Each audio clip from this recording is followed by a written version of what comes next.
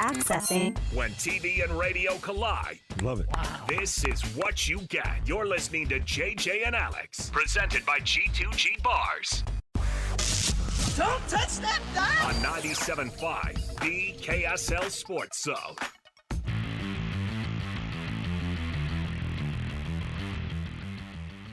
That's a really good get for BYU. I tried to hire Kevin about 10 years ago to run our G League organization back in Boston. He was a guy that we interviewed last year for the head coaching job here and was incredibly impressive. And I knew after those interviews that he would be a head coach. I thought a head coach in the NBA anytime soon. I know he was in the Brooklyn chase and in the Charlotte chase as well, and should have been. That's a great get for BYU. Unbelievable. That's fantastic. That's quite an endorsement from one of the greatest players in BYU basketball history, Danny Ainge.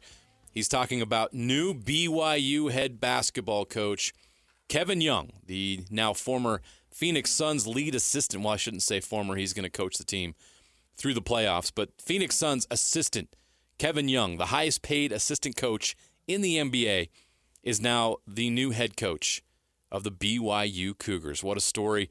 Didn't think the BYU would be able to pull this off, but thanks to, I'm sure, some help from Danny Ainge and Ryan Smith, they did.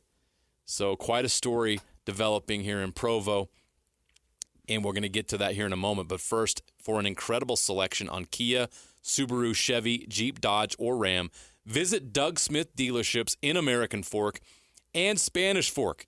Great service starts with know-how, and nobody knows how like Doug. Hey, Doug. There it is. Nailed it. And there it is. Nobody knows BYU sports like Mitch Harper. He joins us now. Kevin Young is a cut at 4 o'clock. It's time for the biggest story of the day. This is what made the cut with JJ and Alex on 97.5, the KSL Sports Zone. He's on Team No Sleep. He's part of our team at KSL Sports. He's the best. He's Mitch Harper. Mitch, pretty wild day, huh?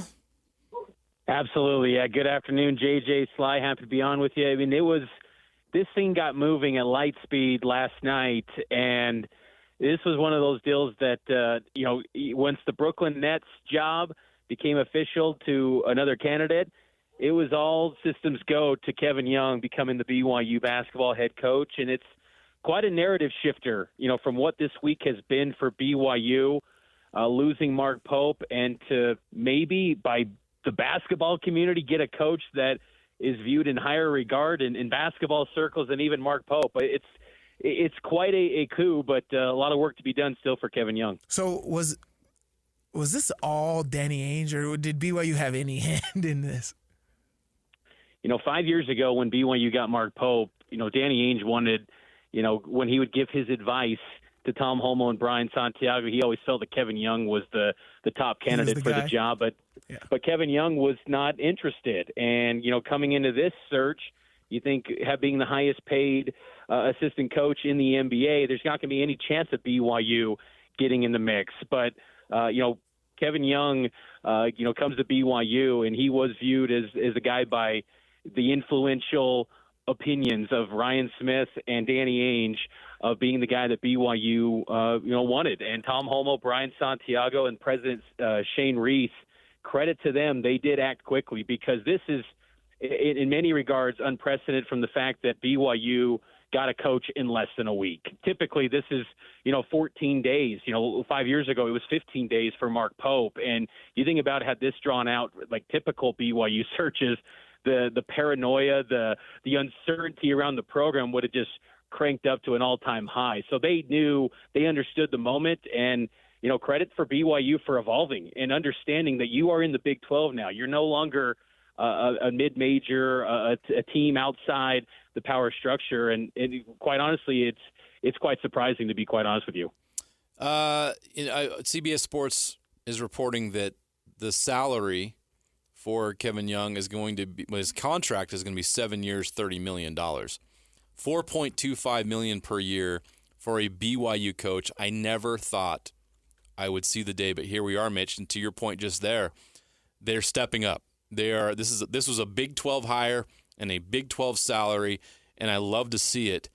What has changed here? Because we were talking last week. We did shows last week. We were talking about your big board.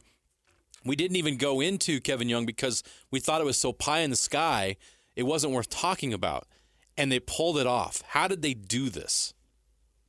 Well, you got to give props to Matt Norlander from CBS Sports. I don't think he realizes it, but that is the ultimate coup of scoops in the BYU world to get a salary like that, because as we all know here in this market, getting salaries from that place is very difficult. It is. So if that's actually the case with that salary, it is a testament to how BYU has leveled up and a real commitment. And, I think that also BYU is showing that they know that the Big 12 is improving. They're going to be a better product next year and then the years to come with the 16-team league.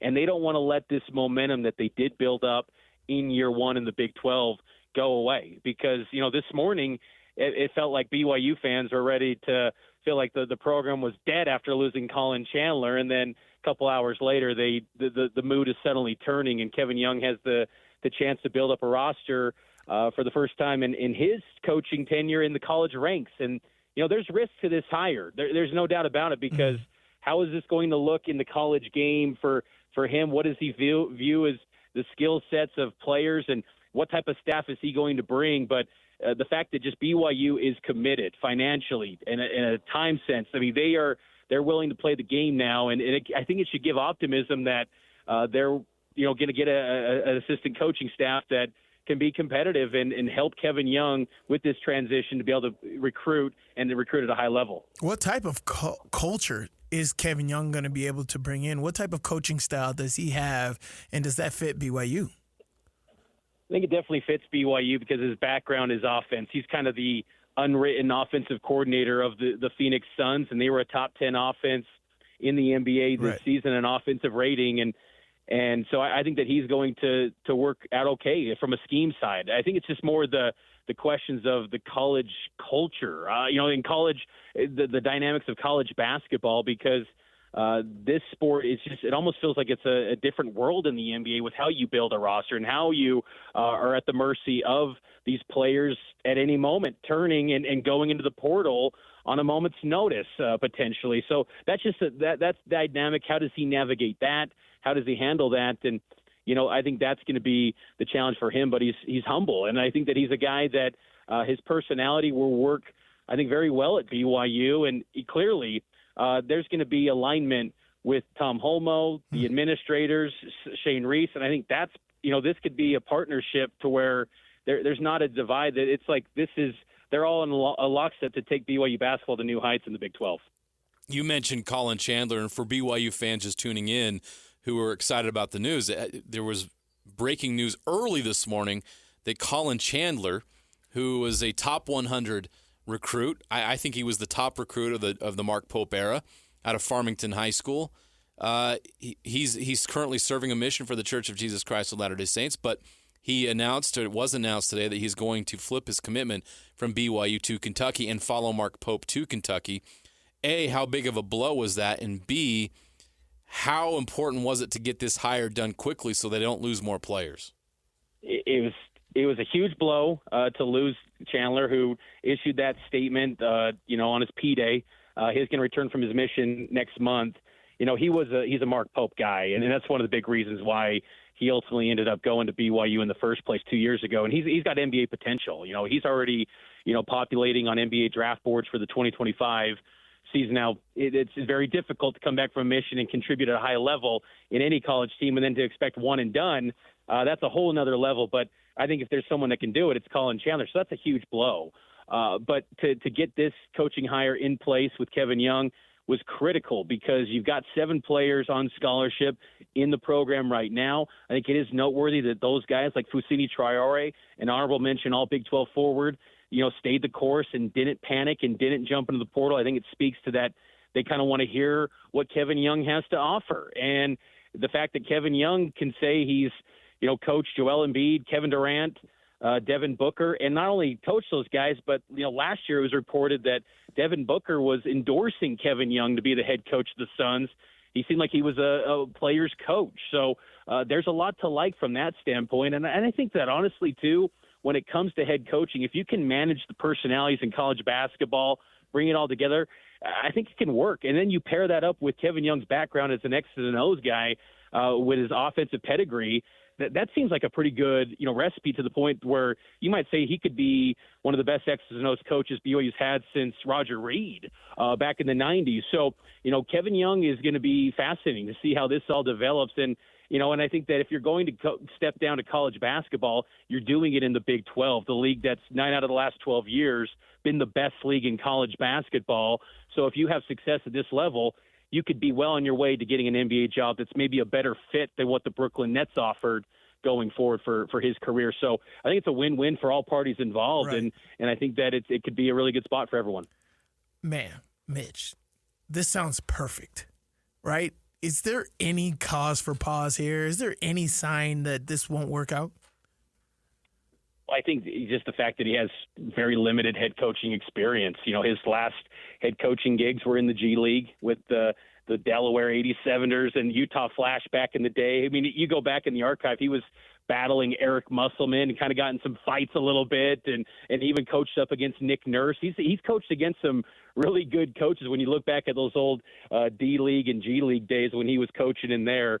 But I think that just that, lack of college coaching and head coaching experience. How does he run an entire operation, managing all the assistant coaches and the support staff? What direction does he go there? All the players. I think that's just kind of the one big uncertainty. And also you're going to face tough schedules. Kevin Young's got a great resume, but he's still going to go up against Bill Self. He's still going to go up against Scott Drew, guys that have been doing it for decades at the college game. So just to assume that he's going to step in and get BYU to the dance is definitely naive. And he's also got a roster right now that is not good enough to get to the dance yet. And so he's going to have the autonomy, though, to build up the roster. But I think just that unknown. But that seems kind of be that's the direction that, BYU historically always goes with their coaches, that they're always going to get the up-and-comer that has a little bit unknown but a lot of potential. And I think that can really work to BYU's favor. But, yeah, I mean, being in the Big 12, there's no guarantees for BYU to just assume they're going to continue to level up.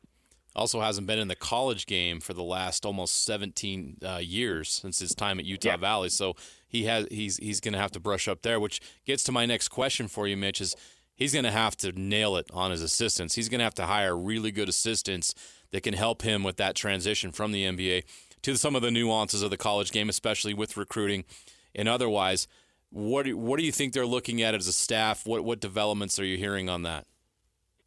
Someone that's got a lot of connections in recruiting, and I think someone like Chris Burgess, BYU definitely has to pursue and will pursue to try to get as that associate head coach role right next to Kevin Young, because I think that would be a huge benefit for BYU to pair him with someone who just knows kind of the heart of LDS recruiting, this state, and can kind of hit the ground running on that front, because that's all new to Kevin Young. I mean, that is a new world. He's got, family that's been well connected to the recruiting scene, but for him personally, being in the heart of it, he hasn't been doing that for 2 decades. And even back then, that was UVSC when it was a JUCO with Dick Hunsaker. So it's been a long time since he's been on this scene, and so that's going to be the real challenge. I think if BYU can get people that have just great connections in recruiting, that's the key for BYU, because if you got personnel and you got talent, you can win ball games, and that's going to be the big challenge.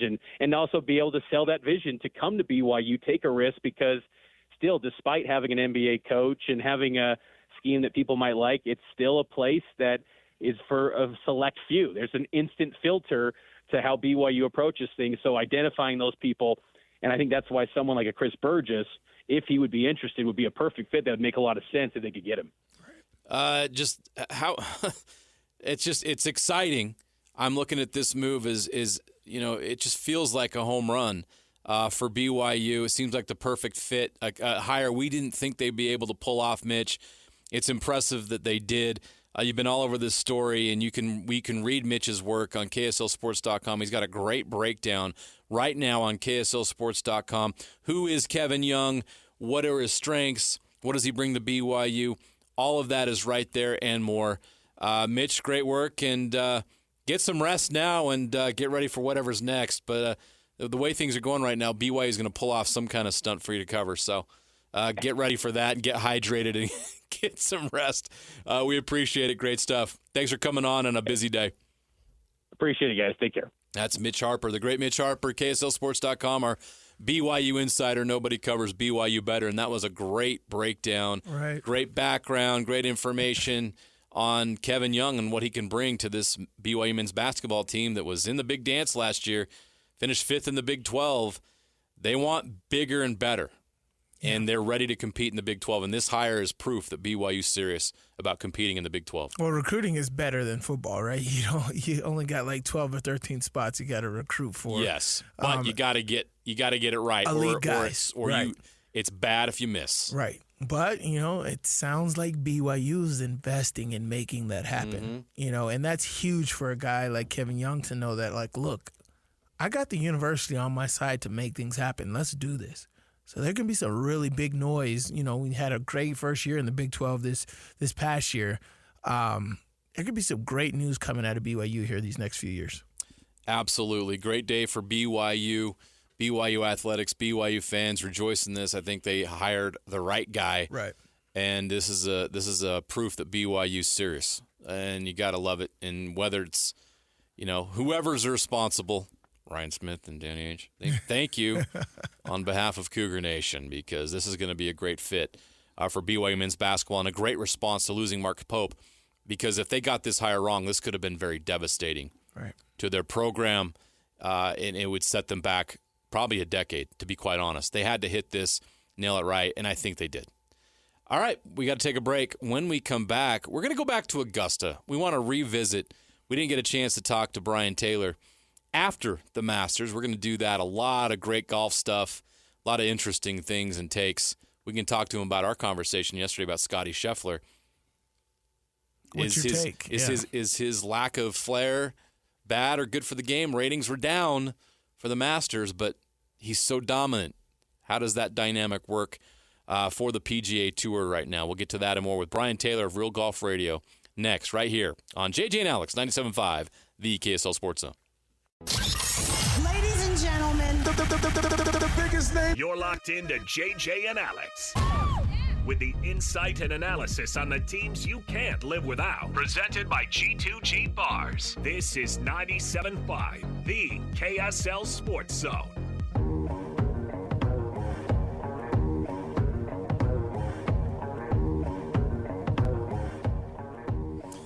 Get the official debit cards of the Utah Jazz, University of Utah Sports, Real Salt Lake, and much more exclusively at America First Credit Union.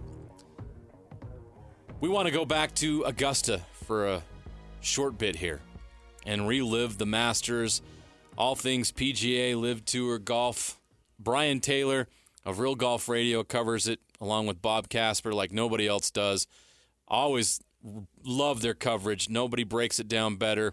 The connections they have, you've got to listen to Real Golf Radio. If you love golf, check them out every Saturday, 8 to 10, right here on 97.5 the KSL Sports Zone. And Brian Taylor joins us now live. Welcome back, Brian. Thanks, buddy. How are you? Good to talk to you, and thanks for the nice intro there. You got it. You were there for the Masters, and it was interesting for sure. A lot of things to dig into. Just first, I just want to get your overall reaction to the tournament as a whole and what Scotty Scheffler was able to accomplish over the weekend. I'll tell you what's tough about what Scotty Scheffler did. When you are the number one player in the world, when you're the odds-on favorite to win the tournament, and then to go out and deliver, I think that's one of the toughest things to do in anything, right? When you're the front runner and be the front runner and deal with the pressure and then be able to go out and perform like you're expected to live up to the expectations. I think that's one of the most admirable things and the funnest things to watch. I mean, Tiger was obviously he was the master at it, right? He did it so many times that we used to discuss, do you take Tiger or the field this year at Augusta? And I'm not ready to go with Scotty Scheffler or the field. DJ asked me that earlier in the week, and I guess I should have. But he's starting to prove that he is that guy. And I mean, right now he's hitting on all cylinders. He was top 10 in greens, fairways, putts, which is just a rare thing to see happen there. He did it with, birdies. He did make one eagle. He made a double bogey. I mean, he kind of was, whenever he got down, he bounced back. And then on Sunday, it was one of those kind of rounds where he was just in a class all by himself, and he made everybody press on a golf course that was already put on the edge. And when they did that, they found balls in the water. Morikawa and all the chasers were finding the water on 11, and he just went about making pars and birdies and extending that lead. So what he did was impressive, and he's I think the second youngest to get 2 wins at the Masters, which is pretty cool. That is cool. He joins exclusive company, one of 18 golfers all time to win multiple Masters. He's got everything you were looking for in a dominant golfer. What I really was fascinated with was you're watching Sunday in the final round, Brian, and it's all even. You got 3 guys at 7 under. You got Morikawa right there, Oberg, who I want to get to in a minute, and then Scheffler at 7 under. And all of a sudden, the back 9, everybody fades. Oberg kept it a little bit close, but Scheffler just found another level of play. How was he able to do that? That is it's a really good question. And it felt like, maybe the only one that could try to hang with him was Oberg. I mean, the guy, he's like, maybe it's going to take a kid, to come out here and try to wreck this thing because everybody else is trying too hard and he didn't really know any better. But, I think the biggest thing that I learned from Scotty is he's found some ability. And if you listen to his comments, he's very consistent with this. He's found the ability to stay in the present. And he doesn't allow himself to dwell on the past or to get too ahead of himself for results. And everybody can say that, right? Well, it's just one shot at a time, blah, blah, blah. But he literally is dialed in. And I've heard the question asked to him just this week, probably a dozen different ways. And he won't allow himself to kind of go there. But what I did hear him say that he did admit was that he really wants to win. He wants to win really badly. In fact, so badly, he said he wished he didn't want to win so badly. And then the second thing is that he hates losing, and he hates to shoot over par, and he hates making bogeys. And that's a little bit different, right? I mean, Stevenson can probably talk about that the difference between loving to win and hating to lose, those are different things, but they're also very, very motivating and powerful things. So I just was impressed at his, some people say, I wish he just had a little bit more pizzazz, or I wish he had a little bit more flair, that he was a little more entertaining. He's kind of boring. But I think if you're watching somebody make it look easy, it is kind of boring that way. And not everybody has the showmanship of a Tiger Woods. I think that's why he's kind of a once-in-a-generation type guy. But, right. Scotty, to me, for golf fans, I think is really fun to watch. He just isn't quite as flashy as maybe some of the other guys. But, that mindset that he had, I think, is on a different level right now, his preparation. And so I think that's why he was able to separate himself. Yeah, but I always had that kind of inclination of like what is that process? Because do I take advantage of being a personality, right? How do I throw that on top of what am I doing? Or do I just lock into what I'm doing and just be great that way, right? There's been some silent killers in all kinds of sports like that. And then there's been some over-the-top, really flashy, dominant people over there. How do you find that balance? And is that balance something that you do in golf? Yeah, I think it's a great, right? I mean, Muhammad Ali was as flashy as they get, Sugar Ray Leonard. And then there was, other guys that just, were locked down, stay close to their business and handle their job as if they, Walter Payton comes to mind, just act like you've been there before. And so here's the challenge. And I again, on a high school level, I played, football, basketball, baseball, golf. But in golf, it's a 5-hour period of time. It feels like you could get easy. You make a sack on a quarterback, you score a touchdown, and you can just celebrate. You can jump and high five, and you can just really, and then you can kind of chill and let it go, and you go on to the next play. For these guys, it's like, you've got to sometimes sit there for 5-10 minutes with really nothing going on. or you're just walking alone with your thoughts. Right. And I just think that's why I think golf is that ultimate mental test, because you don't have the fans necessarily to feed off sometimes, but most of it is just the thoughts within your head that you have to control. And it's fascinating. I think that's why these guys all have mental coaches and things that they have to deal with out there. I think this is an interesting topic about, how flashy, how entertaining does your top player need to be? Brian, I'm looking at, I'm a TV guy, so I've got the ratings, and they were down 20% in the final round from last year. That is a problem for the game of golf. So how do you balance that? And I think the answer probably is Scheffler needs a worthy challenger that maybe has some of that. What does golf need to do to kind of make things a little bit more interesting with this situation, I guess, that we've been talking about?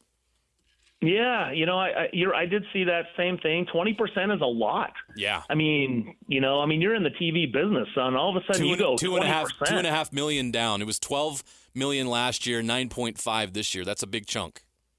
It's a big chunk. And one of the storylines coming into it was what's the fan fatigue right now when it comes to live and the fracturing of professional golf, with stars being on both sides and, all this money talk and, things of that nature. Where does, where is the fan in all of this? And we've seen ratings on the PGA Tour that have been down this year. And so quickly the Live company will use that as ammunition to suggest that they're all going over to Live to watch their stars, that it's a superior product now, and that they're finding that the PGA Tour as it sits is boring. But there's zero ratings for for Live. So nobody's watching that either. Doesn't really. That's right. So I do think there is a little bit. I remember when over the years when we've had lockouts or we've had different things like that. One of the things that I quickly learned is when millionaires are fighting with billionaires over billions of dollars, that doesn't really attract the everyman. And that's unfortunately been the narrative over the last 2 or 3 years with professional golf. I always appreciated that we were in professional golf was a little bit exempt from that, because one of the things I love about it is the meritocracy, to earn what you get. And I get it. Look, the top players, they're in all these events with guaranteed money, no cuts. So that plays along with it, but you have to get to that spot. I love that if you play good on a weekend, you can change your life. If you play poorly, doesn't matter if you're Tiger Woods, you never miss cuts, right? But whoever it is, miss cuts, you don't get paid. And so I love that about the game, and it's unfortunate, in my opinion, that it's gotten to this place. And I think the ratings are suggesting that the fans are feeling that as well. I'm not pinning it on the Masters. I'm not pinning it on Scotty Scheffler. I think this is a trickle-down effect from the fracturing that has taken place in this game. Tony Finau, I know you had a chance to chat with him after his final round. Did not go the way he wanted to in Augusta. How's he feeling? How's his confidence moving forward? If you heard that little 2 minutes we had with him, he was gracious, and he was. I think the comments that he made is that he was that he takes gratitude away every time he plays, but also he said, I have to maintain that belief that I can win majors, and he even stopped and said and emphasized multiple. And so, he's always had that self-belief and that self-confidence. And I guess that's what you have to take. And I asked him if he learned anything. He goes, I don't know if I'm going to take anything away from this. And he said, really bad round, really not good round, I think is what he said. I think there were a few choice words floating around in his mind that he didn't want to use. But, I mean, he shot 80, which is his highest round at the Masters. It wasn't a good week for him. He just wasn't able to dial it in. He struggled with the high winds like a lot of the players did. And,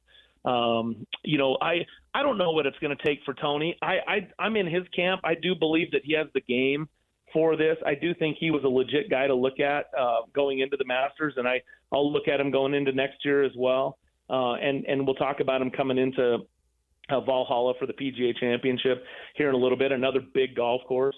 So, there's just something that he's got to dial in, just got to get a little tighter. Wedges weren't quite as sharp as probably they needed to be. His approach shots maybe not quite as sharp. His putting actually wasn't horrible. He did miss a few shorties that he could have made, but overall it wasn't terrible.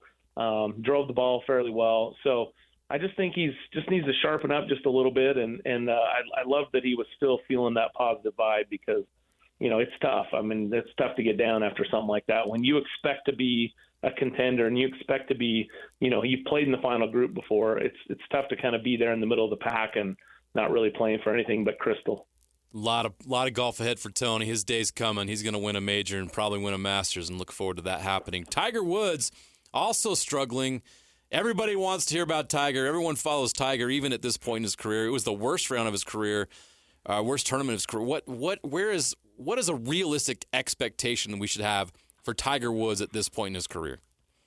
It's really hard to see him last, 60th out of 60 players that made the cut and played the weekend, and being at 16 over par, shooting 82-77 on the weekend. I actually thought from a year ago he looked terrible. I mean, physically, he just looked like he'd be lucky to put one foot in front of the other, let alone on that golf course, which is, 7-8 miles, 9 miles around that place, and it's all on a side hill, uphill, downhill, and everything that you could imagine, with a fused ankle and back, and all the mess that he's gone through physically. So it does put a lot on him, but I thought he actually moved fairly well. The golf swing has changed. If you notice the golf swing, Tiger was always good at sitting down, so he'd take it back, and then in his transition down, he would sit, and then he would turn you with a really aggressive lower body. And he used to snap that left knee for power, and that's part of why he had to have all those knee surgeries. But he went away from that later, but he still had that really driving lower body. And then if you watch him now, he doesn't have the ability to push off. He doesn't have the strength down there. He doesn't have, the leg just doesn't work that way. And so you'll notice a much higher, much more of a higher body, upper body movement. And so I just think that's not exactly dialed in. And yet when you talk to the guys he played with, Max Homa is just like, it's unbelievable the short game talent he has. It's unreal how the shots that he hits and the creativity and the understanding. And so these guys see it, right? He has it in there. I just don't know if his physical game is going to enable him to do it again at Augusta and get that 6-screen jacket. So expectation-wise for me is me and the fans and everybody that loves golf loves seeing Tiger Woods out there. But the expectations are we just hope to see him out there. I don't think there's expectations that he's going to win. And yet if he does, man, won't that be a story? Last one for you real quick, Brian. Ludwig Oberg, it was kind of his coming out party at the Masters. He introduced himself to the golf world. How high is his ceiling? Most everyone is suggesting he's the next superstar in the game. It was a year ago he was at Texas Tech playing golf, carrying his own bag, and here he is finishing runner-up in his first attempt in any major championship, let alone the Masters. So super impressed with Ludwig. The kid seems to have all the tools. He's tall. He's got a lot of leverage on that swing, hits it plenty far. He's a guy that I think there's no ceiling right now. I think he's definitely a player that is, he's won a couple of times already on tour, and I think he's destined for greatness. So, it doesn't bode well for the American Ryder Cup team to add, Ludwig to the European side as he was this year playing for the first time. Think about that. You want to know how good this kid is. Right out of college, hadn't even played in a major championship, and he gets picked by Luke Donald to play on the European Ryder Cup team. I mean, that's the kind of talent we're looking at here, and he's phenomenal. Yeah, he's special. He's going to have a great career. Look forward to that developing. I also look forward to the next major on the tour, PGA Championship, May 16th through 19th at Valhalla. I'm sure you'll be all over that, and we'll have to catch up with you at that point then. Again, Brian, thanks so much. Appreciate it. You got great coverage of the Masters. Always look forward to it with you and Bob, and look forward to the next one. Yeah, thank you. And then the one we'll be talking about a lot is we're going back to Valhalla, where Rory McIlroy won his last major back in 2014. It's been 10 years. So He'll be the big story. Obviously he's been chasing the career Grand Slam at Augusta now 10 years and hasn't been able to get it done. But Rory will be a big topic coming into Valhalla as well. So guys, thanks so much. Always a pleasure to talk golf with you. Stevenson, nice to visit with you. You as well, Brian. Talk to you soon. That's Brian Taylor, Real Golf Radio, every Saturday, 8 to 10 a.m. right here on 97.5 the KSL Sports Zone. We got to take a break. When we come back, it is time for the Utes of 50 update. Alissa Pili drafted, and Dorian Singer. You'll hear from him coming up as well. Right after this on JJ and Alex, 97.5 the KSL Sports Zone. And now your Ute Spring Football Update on 97.5, the KSL Sports Zone. We got a pretty good connection. A lot of it's because we meet outside of football. We always hang out. We're just building our relationship up so we can have good chemistry on the field. That's new Utah wide receiver Dorian Singer after the Utah spring game last Saturday, and that is your Utes at 50 update. Sly, before we get into some other stuff, I wanted to hit you up about Dorian Singer. Just how big of an impact do you expect him to have for the Utes this fall? They're so excited about him before he even came in. And he just said it right there. It's like, I'm building chemistry with Cam Rising. And I don't think people understand how important that small factor is, not just on the football field. I need to build chemistry all over the place. That's why, everybody transferring everywhere, it's so hard to build chemistry with somebody. But he understands that importance of having that QB receiver relationship and being able to trust him to get him the ball in double coverage, or when he looks covered, throw him open type things. So building that chemistry with Cam is key. I think Dorian Singer is going to be an integral part of this team this year, and I can't wait to see what he's able to do with Cam Rising. More weapons. They'll take whatever they can get. And right. More in the arsenal for Cam Rising and company, and for Andy Ludwig to work with, and that offense is loaded, and Singer's going to be a part of that.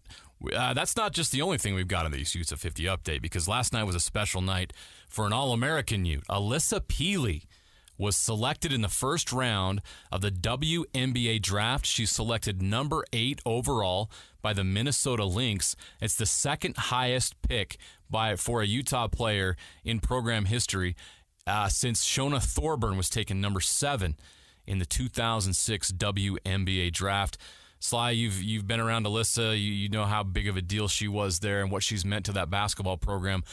Just as a Ute, how cool was it last night to watch that moment and see her on that stage achieve that awesome moment that not only helps the Utah basketball program, but it helps a lot of people like her. Yeah, put eyes on the program. You love it. But as an alumni, whether you watched basketball or not, just to see us on that stage at that moment with that potential is absolutely awesome. I love what it's going to do for the future, as you said, with recruiting and bringing girls here to the University of Utah, because I think women's basketball is changing the landscape, right? There's a lot more emphasis going into that, to where it's one of the prominent sports within a university organization. But just seeing Alissa Pili up there just talking about her experience with Utah, her experience and with culture and how her representation in that sport matters, and that it's the whole story with women's basketball, representation of women's sports being on top of their game, and just love where women's basketball is going, and that we have a girl from our university as alumni that we can watch each and every week this summer. Go out there and get it. I think it's a great team to go to. I think she's going to be dominant and a huge factor right up front. And if she can contribute, they get her the ball the way Utah was able to get her the ball, I don't see why she can't be vying for Rookie of the Year with all these other talented girls in this draft as well. So excited to see what she's able to do for the Minnesota Lynx. She's a part of the most hyped WNBA draft class we've ever seen. Right. Caitlin Clark going number 1 overall. I think she's the main reason why so much excitement for what she can do. Sly, I think what Caitlin Clark does now for women's college basketball moving forward is it's going to provide NIL opportunities for a lot of women's basketball players, because they look at what she was able to do at Iowa, and how many schools would like to have 17.3 million people watching your team in March in the NCAA tournament? How many schools and how many programs would like to have one of their players on State Farm advertisements? Like, she was everywhere, and that was a big deal for Iowa. No idea how Iowa's going to be able to capitalize on that as far as recruiting and those kind of things. But even if a school like Utah, you have so much money that's being put in the collective for football, you're thinking, you know what? We need to do this for women's basketball, too. Yeah. We want our own Caitlin Clark. Let's go find our own Caitlin Clark out there. Bring that player to Utah. This could change, as you say, women's basketball forever, and just how important it is viewed in an athletic department at the college level. Well, I love it because women are great. They're so marketable. right? No question. You could do so many different things marketing-wise with women, and now they're on the top of the game. The sport is so much more attractive. As you said, college women's basketball is at an all-time high. I do think the WNBA will trend there as well, because you'll have the transition of old to new. You know, these new girls are the future of women's basketball. So them taking over, I think that is going to be an awesome asset, you know, for the whole women's culture. But NIL deals in college, you know, making that happen and accessible, right? There's only, 12, 15? There's 12 WNBA teams. They want to expand to 16. They got a new one coming in. A team that's going to play in San Francisco next year. Nice. But there's room for growth in that league, in that game. A league that's been around a long time but has struggled financially and struggled to get traction. As you mentioned, marketing is what the league perhaps has been missing. And you get a Caitlin Clark and an Angel Reese who have mastered marketing. Yes. This new generation could help spark a lot of interest, not just among basketball fans and sports fans, but among casuals who don't normally watch women's basketball or the game of basketball. You're bringing those in, people that are into fashion or into other things. Yeah, we talked about that. It looked like a fashion show out there on the orange carpet. And you're like, of course it did. Yeah. They get it. Marketing, there's so much value in that marketing. And yeah, we have, 15 WNBA teams, but how many college basketball teams do you have? A lot. Right? Around the country, NIL opportunities are massive, and now that the sport is growing, UConn, Tennessee, South Carolina, LSU, now Iowa being one of those top tier schools, go out to California and USC with Juju Watkins and Stanford, where Cameron Brink just came from. Those are schools that have traditionally had good women's basketball teams, and now you add a Utah, right? You add these Arizonas and these other schools, Gonzagas, right? The Trong Twins were absolutely awesome this year. But the marketability is just high in the women's NIL. I just think that they're transcending the sport, and I absolutely love the future of women's basketball. It will be very interesting to see the TV ratings of Caitlin Clark's first WNBA I was just looking game. up schedule. I can't wait for that. See, you're ready to go. I'm ready to go. That's going to be awesome. Well, good luck getting a Caitlin Clark jersey. They are already sold out. The Indiana Fever Caitlin Clark jerseys. You're going to have to get on a waiting list. I don't want a Fever one. I want the college one. I want the college one anyway. So Sly's all about the. I'll have to send my friend to. It's already Iowa. retro.